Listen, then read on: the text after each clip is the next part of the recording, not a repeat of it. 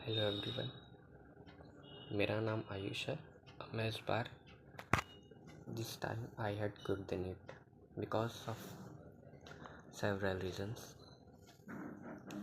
This year जब मैंने preparation start की थी तब मैं ये सोच के बैठा था कि ये मेरा लास्ट अटेम्प्ट है, इसके बाद मैं नीट नहीं दूंगा। और इस बार अब मैं पूरी पोटेंशियल मैं लगा दूंगा नीट को फोड़ने में। और मैंने अपनी जर्नी स्टार्ट कर दी। उसके बाद मैंने स्टार्टिंग में प्रिपरेशन स्टार्ट कर दी और फिर मैं पढ़ने के लिए अपने सारे नोट्स लेके सब कुछ एकदम रेडी था। जब मैं स्टार्ट कर दी तो मैं उसके बाद मेरी जर्नी स्टार्ट हुई है। फिर मैं स्टार्ट कर दी तो उसके बाद मैं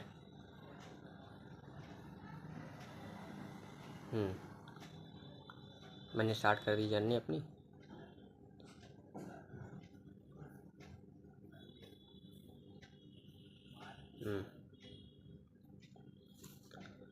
और क्या किया था? कुछ नहीं, मैंने जर्नी स्टार्ट कर दी। मैं पढ़ने अपनी स्टार्टिंग थे था तो मैंने पढ़ना स्टार्ट कर दिया। कोचिंग भी ज्वाइन कर ली थी। फिर धीरे धीरे मैंने पढ़ना सिलेबस आगे बढ़ता गया। फिर उसके बाद मेरी सिस्टर की शादी थी, होने वाली थी, और उसमें मेरा लगभग 1 महीना उसमें मेरा चला गया जाता है फॉर द प्रिपरेशन। और उसके बाद मैं फिर से मैं कानपुर गया, वापस से कानपुर। फिर मैंने प्रिपरेशन स्टार्ट की, फिर नए तरीके से स्टार्ट की। जैसे ही मैं दिसंबर आया तो मेरा कोर्स थोड़ा थोड़ा लाइन पे आने लगा था। उसके बाद मुझे लगा कि हाँ अब थोड़ा सा कवर हो रहा है। तो उसके बस उसके जस्ट जैसे 25 तारीख बीती थी, 25 दिसंबर, उसके बस 10 दिन बाद तो मेरी नानी का देहांत हो जाता है। मेरी नानी एक्सपायर कर जाती हैं। तो उसके बाद उसमें मैं बहुत ही अपसेट हो जाता हूँ, बहुत अपसेट हुआ रहता हूँ। तो फिर मैं फिर से घर जाता हूँ, फिर सारी चीज़ें अटेन करता हूँ। फिर उसमें तो टाइम पे तो उसमें कोई वो नहीं था, पहले ही मैं इतना वो हो चुका था, इतना सैड हो चुका था, मैं क्या बताऊँ। फिर उस समय फिर मैं वापस आता हूँ, नियरली वही फरवरी में वापस आता हूँ फिर कानपुर। फिर से पढ़ाई स्टार्ट करता हूँ। तो मुझे बाल उन्हीं का ख्याल आता रहता कि क्या हुआ, कैसे हो गया। तो मेरा पढ़ने में मन नहीं लगता था। फिर मैंने अपने आप को अलाइन किया, पढ़ने के फोकस करने के स्टार्ट किया। तो मैं धीरे धीरे फोकस बनने लगा मेरा पढ़ाई में। जब मेरा पढ़ाई में फोकस बनने लगा तो फैब लास्ट तक मेरा फिर मॉक में मेरे नंबर आने लगे जितने मेरे पहले आते थे। नहीं तो मेरे पहले से भी ज़्यादा डिक्रीज हो गए थे नंबर। तो धीरे धीरे मैंने पेपर देना स्टार्ट किया। तो फिर लाइन लेंथ पे आके मेरे मार्क्स धीरे धीरे बढ़ने लगे। फिर उसके बाद मेरा नीट का एग्ज़ाम आता है। नीट का एग्ज़ाम आया था, मैं नीट के पेपर में जाके बैठता हूँ तो देखता हूँ तो जैसे सभी के साथ हुआ है, सभी ने बताया, सभी ने वीडियो बनाई है कि क्या हुआ, कैसे हुआ। तो मैं उस पर चर्चा नहीं करूँगा कि क्योंकि टाइम वेस्ट होगा कि क्या था, कैसे था पेपर, कितना लेंदी था, वो तो सब आप लोग सब जानते हैं। तो उसके बाद मैं फिर से बहुत डिप्रेस हो जाता हूँ। नीट का पेपर दे के आने के बाद मैं बहुत ही मेरा माइंड काम नहीं करता। फिर मेरे पापा मुझे समझाते हैं, मुझे काम रहने के लिए बोलते हैं कि काम रहो, ठीक है, कोई बात नहीं, सभी के साथ होता है, सभी के साथ हुआ है, जो होगा सभी के साथ होगा, तुम अकेली नहीं हो, तुम्हारे साथ ढेर सारे बच्चे हैं, सभी के साथ हुआ है। तो मैं अपने पापा को मैं मानता हूँ कि मेरे पापा ने मेरा बहुत इमोशनली सपोर्ट किया, बहुत ज़्यादा। बहुत लोगों के गार्जियन ने सपोर्ट किया होगा। गार्जियन को करना चाहिए ऐसा, बच्चों का सपोर्ट करना चाहिए। बच्चे जिस मेंटल स्टेट से गुजर रहा होता पेपर दे के आने के बाद, वो अब गार्जियन कैसे कहूँ मैं, उसको बच्चों को सपोर्ट करना चाहिए। अल्टीमेटली वो चाहे जैसे करें, लेकिन बच्चे प्रिपरेशन करते हैं, वो अपना पूरा थ्रेशोल्ड पोटेंशियल लगा देते हैं पूरा प्रिपरेशन करने में। तो मैंने आया, फिर उसके बाद मेरे पापा ने कहा था कि बेटा बीएससी का फॉर्म, नर्सिंग का फॉर्म भर दो। तो मैं नर्सिंग का फॉर्म पहले ही भर दिया था अपने पापा के कारण। पापा ने कहा था कि फॉर्म बेटा भर दो, मैंने भर दिया। तो उसकी भी एग्ज़ाम डेट आ चुकी थी। उसकी एग्ज़ाम डेट आई थिंक 21 या 22 मई थी। तो उसकी डेट आ गई थी। तो डेट आ गई तो मैंने एडमिट कार्ड निकाल लिया। तो उसके लिए मैंने प्रिपरेशन करना स्टार्ट की। मैंने कोई कोचिंग वोचिंग ज्वाइन नहीं की थी, because I had studied for the neat and you know well कि कितना ज़्यादा पढ़ना पड़ता है नीट में और कंपेयर टू बीएससी नर्सिंग।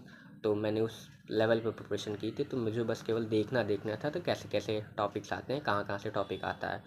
तो मैंने ये कोई चैनल को का सब्सक्रिप्शन नहीं लिया था। मैंने अपनी सेल्फ़ स्टडी की थी। तो मैंने बस टॉपिक देखे थे कहाँ कहाँ से आते हैं। यूट्यूब पे इतने चैनल्स हैं, उसमें फ्री वीडियोज़ उनकी अवेलेबल है कि मैंने बस उनके टॉपिक्स देखे थे कि क्या क्या कैसे कैसे पढ़ा जाता है, कहाँ कहाँ से पढ़ा जाता है। हाँ, मैं इंग्लिश के लिए एक चैनल ज़रूर प्रेफर करता हूँ कि मैं वहाँ से इंग्लिश पढ़ा था, क्योंकि मुझे इंग्लिश उतनी आती नहीं थी। तो इंग्लिश में तो इंग्लिश के भी क्वेश्चन आते हैं, तो इंग्लिश मुझे आती नहीं थी। तो इंग्लिश के लिए मैंने एक प्रेफर किया, डियर सरकार के नाम से एक चैनल है, मैंने उससे इंग्लिश ग्रामर पढ़ी थी। और मैंने कोई को चैनल को सब्सक्रिप्शन नहीं लिया था कि मैं इस प्रिपरेशन के लिए चैनल का सब्सक्रिप्शन ले लूँ। तो मैंने ये क्लास मैंने प्रेफर किया था कि मैंने बेसिक पढ़ना स्टार्ट किया था, और सब तो मुझे आता ही था। मैंने बस बेसिक पे थोड़ा और देख लिया कि क्या क्या बेसिक आते हैं उसमें। तो मैं क्लास 10 भी पढ़ लिया था, क्लास 10 की एनसीईआरटी पढ़ ली थी। उसमें सभी है, मतलब फिजिक्स केमिस्ट्री बायो, और 9th की भी थोड़ी बहुत मैंने देख ली थी, और 11 12 तो मुझे आता ही था, तो मैं थोड़ा और देख लिया था। तो ये सब देखा था। तो मैंने जिस दिन मैं एग्ज़ाम देने बैठा तो मुझे लगभग सारे क्वेश्चन आ रहे थे। पेपर बहुत इजी आता है बीएससी नर्सिंग का, और बहुत हार्ड नहीं आता है, उतना टफ नहीं आता जितना बच्चे सोचते हैं कि हम कोचिंग ज्वाइन कर लें या किसी कोचिंग का सब्सक्रिप्शन ले लें। उतना हार्ड पेपर नहीं आता कि बच्चों को सब्सक्रिप्शन लेना पड़े। अगर वो चाहें तो खुद ही अपने से सेल्फ स्टडी से वो क्रैक कर सकते हैं। यूपीएससी नेट का एग्ज़ाम, मैंने यूपीएससी नेट का एग्ज़ाम दिया था। वो क्रैक कर सकते हैं इसको। ये बहुत हार्ड नहीं होता ये एग्ज़ाम, उतना हार्ड नहीं है, बहुत हार्ड नहीं होता। बहुत लो लेवल के क्वेश्चन आते, लो लेवल मैं नहीं कहूँगा, मतलब मॉडरेट क्वेश्चन आते हैं। मतलब अगर कंपेयर किया जाए नीट के कंपैरिजन में, तो उसके कंपैरिजन में कहूँगा तो वो लो लेवल के क्वेश्चन आते हैं। अगर मैं नीट का पेपर कंप्लेन करूँगा और किसी के कंपैरिजन नहीं कर रहा हूँ, तो उसके अकॉर्डिंग ये लो लेवल ही माना जाएगा। तो उसमें जनरली उसमें आती है क्या, 10th की आती है, 10th की साइंस आती है, 11th और 12th में बेसिक्स आते हैं और ज़्यादा नहीं आते हैं। तो इसके लिए सब्सक्रिप्शन, मेरे हिसाब से सब्सक्रिप्शन लेना उतना इम्पोर्टेंट नहीं है। जिन बच्चों के पास अगर इतना नहीं हो पाता, अगर उन्हें फाइनेंशियली उतना नहीं है, तो कोई ज़रूरत नहीं है सब्सक्रिप्शन लेने की। मैं एक बुक प्रेफर करता हूँ कि कौन से बुक पढ़ लें तो ज़्यादा सही है 11th के लिए। 10th में पढ़ने के लिए तो बेसिक साइंस तो एनसीईआरटी पढ़ लो, उतना इनफ है। और 10th और 12th पढ़ने के लिए तो मैं एक बुक प्रेफर करता हूँ एस एल अरोड़ा, फिजिक्स के लिए मतलब ज़्यादातर फिजिक्स में बच्चों को दिक्कत होती है कि फिजिक्स कैसे पढ़ें। तो फिजिक्स के लिए मैंने एक प्रेफर करता हूँ बुक एस एल अरोड़ा। वो बुक एकदम बेसिक, उसमें सब कुछ पढ़ाया गया है, बेसिक सब कुछ दिया गया है उसमें, फार्मूले। और इसमें यूपीएससी नेट के एग्ज़ाम में केवल फार्मूले बेस्ड क्वेश्चन आते हैं, बस फार्मूले आते हैं, थ्योरी के एप्लीकेशंस आते हैं और कुछ नहीं आते हैं। और उसमें केवल फार्मूले बेस्ड क्वेश्चन आते हैं और कुछ नहीं आता बस। और फिर मैंने वो एग्ज़ाम दिया, तो रिज़ल्ट आया गया तो मेरी 48 रैंक आई थी। मेरी 48 रैंक आई थी। तो मेरे मम्मी पापा खुश होते, बहुत खुश थे मेरे मम्मी पापा कि हाँ चलो बेटे का हो गया। रिज़ल्ट आ गया और उसका इतने रैंक आई है, वो भी डबल डिजिट में रैंक आई थी, अंडर 50 रैंक आई थी। तो मैं भी ठीक था, उतना खुश नहीं था क्योंकि मुझे बीएससी नर्सिंग तो मेरा सेकंड ऑप्शन था, मुझे जानना था, सेकंड ऑप्शन था। पहला ऑप्शन मेरा एमबीबीएस ही था और सेकंड ऑप्शन बीएससी नर्सिंग था। उसके बीच में मुझे ना बीडीएस करना था, ना बीएमएस करना था, कुछ नहीं करना था, केवल बीएससी नर्सिंग या एमबीबीएस। क्योंकि BSc nursing is the best for me, according to me. फिर मेरा एडमिशन हो गया। अब मैं जाके कॉलेज वो रिपोर्टिंग कराने के बाद मुझे सीट अलॉट कर दी गई। और मेरा सीट अलॉट कर दी गई तो फिर मेरा अब 1 अगस्त से क्लासेस स्टार्ट हैं। तो अब मैं 1 अगस्त से अब क्लासेस जाऊँगा, 1 अगस्त से क्लासेस जाऊँगा। और सारी शॉपिंग वॉपिंग कर ली है मैंने अपने क्लासेस, स्कूल जाने के मतलब कॉलेज जाने के लिए, मतलब कॉलेज जाने के लिए मैंने सारी शॉपिंग वॉपिंग कर ली है, और मैं बहुत एक्साइटेड हूँ कि मैं अब 1 अगस्त से कॉलेज जाऊँगा। अब इस नीट की जर्नी से मैंने क्विट कर दी, और इस जो ट्रैप है नीट वाला, मैंने उससे बाहर आ चुका हूँ अब, कि बहुत मेंटल स्ट्रेस होता है, बच्चा बहुत ज़्यादा मेंटली स्ट्रेस में चला जाता है कि जब वो अपना पोटेंशियल देता है, सब कुछ करता है, और उसके बाद भी अगर थोड़े बहुत कम नंबर आ जाते हैं तो बहुत ज़्यादा उसको भी स्ट्रेस होता है। तो मैंने उसको और एडमिशन करा लिया हूँ। तो इसके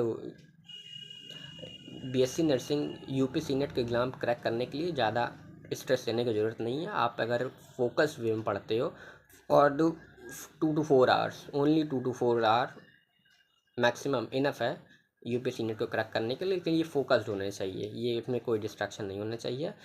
इसके लिए टेंथ पढ़ लो, टेंथ के एनसीईआरटी पढ़ लो, 11 12 के बेसिक्स पढ़ लो, बस क्लियर हो जाएंगे। लेकिन अच्छे से पढ़ो, फार्मूले पढ़ लो और थियरी पढ़ लो, और कुछ नहीं, फॉर्मूले से क्वेश्चन लगा लो, और ज़्यादा कुछ हार्ड नहीं आता। अगर आप आप लोग चाहेंगे तो मैं उन टॉपिक्स पे बता दूंगा कि किसको किसको किस किस सब्जेक्ट को कैसे कैसे पढ़ना है, किस वे में पढ़ना है। आप उसी वे में पढ़ो तो आपको अच्छे से मैं बता दूंगा।